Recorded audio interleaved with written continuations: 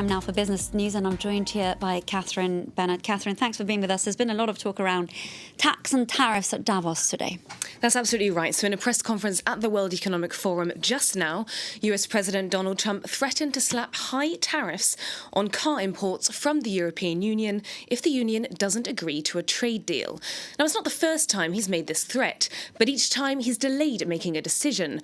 Fresh off the success of his Phase 1 trade deal with China, the US president seemed a little surprised that the EU was hard to budge.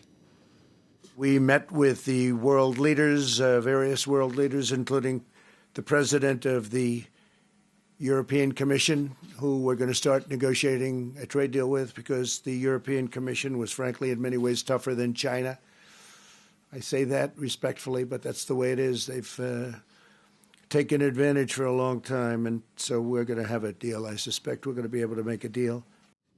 France's digital tax that would hit US tech companies is shelved at the moment. France and the US have agreed a ceasefire on tariffs until the end of 2020 while they continue talks. But if France is seeking compromise, the UK is heading for confrontation. The British government plans to roll out a 2% tax on the revenues of search engines, social media platforms and online marketplaces in April, risking anger from the US. At Davos today, US Treasury Secretary Steven Mnuchin responded in no uncertain terms about the possibility of retaliatory tariffs. I think we've been pretty clear that we think that the digital tax is discriminatory in nature. There's an OECD process that we're participating in. International tax issues are very complicated. They take long times to look at. And, if people want to just arbitrarily put taxes on our digital companies, we'll consider arbitrarily putting taxes on car companies. The OECD has also asked the UK to hold fire on the tax, saying that it needs to wait for a global agreement to be put in place. The UK maintains that it will remove its own tax as soon as those global rules are agreed. The hallways of Davos Congress Center are largely carpet-free. That's no detail. It's one of the measures put forward by the World Economic Forum. It wants to show it's going green. What about all these helicopters, planes, and private jets arriving into Davos? They've been supplied with cleaner fuel, and the vehicles are 90% hybrid or electric. And organizers say that this year they have largely promoted green policies too. The meeting will serve to make green investment mainstream and ultimately imperative. But climate change has become such an urgent problem, activists say world leaders should do much more. Even the pledge to plant 1 trillion trees in the next decade has failed to impress. Planting trees is good, of course, but it's nowhere near enough. This is what environmentalists say the summit should do. Well, we are here to push an agenda, to demand action and a transition, particularly in the key business sectors that are driving nature loss and climate change today. Agriculture, food production in general, extractives, infrastructure, fisheries, forestry. Concern about climate change has spread to consumers across the world, and they have pressed brands and companies to change their practices. A survey released on Tuesday shows 2/3 of people blame global warming on human activity. Let's see what's moving markets today. In Europe, markets remaining mostly flat. London's FTSE and Paris's CAC 40 hovering around the flat line, with the DAX making the biggest gains over the course of the morning, but settling around 0.14%. And now for some of the day's top business headlines. Netflix has blamed weak growth on its new competitors. The streaming giant added just 420,000 US subscribers in the last quarter, below its own conservative estimates of 600,000 new subscribers.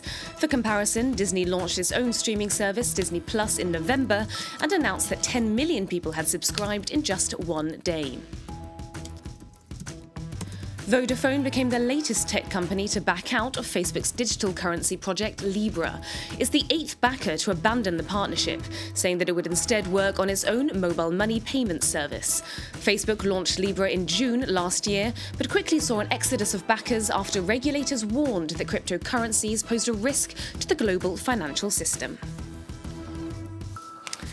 Fashion retailer Ted Baker has said it overstated the value of its stock by £58 million. That's 68 million euros. Its shares have plummeted over 6%. The company's fortunes have taken a turn for the worse. Its founder and CEO, Ray Kelvin, resigned last year over allegations of inappropriate behaviour towards staff. His replacement then resigned in December after the company issued its 4th profit warning of the year. More turbulence for Boeing as it's just announced that the 737 MAX aeroplane probably won't be returning to the skies until mid-2020, which is longer than expected. The 737 MAX grounding is now stretching into its 11th month, and the longer it goes on, the more money the company loses. Shirley Sitbon has the story. Boeing's 737 MAX planes will remain grounded at least until June. The company's new estimate of when the aircraft could return to service confirms a new delay. Previously, it had predicted it could fly again by February or March. But it's the Federal Aviation Administration who will ultimately decide when the planes can take off, and it says there is no time frame. The 737 MAX has been grounded for almost a year after 2 crashes in Indonesia and Ethiopia that killed 346 people. It's believed the plane's flight control system and software played a major role in these accidents. Since then, the company has worked to fix those flaws. Earlier this month, Boeing released hundreds of internal messages showing employees had known about the plane's safety issues before the crashes, and that Boeing tried to bypass regulators' scrutiny. The crisis has already cost Boeing billions of dollars in compensation for airline companies who have had to cancel thousands of flights, and the company has halted production earlier this month. It will also have to compensate victims' families and is being sued by pilots. Boeing is reportedly seeking to borrow $10 billion or more to cover those rising costs. So just more and more bad news for Boeing then. And that wraps up business. Thank you for that update, Catherine.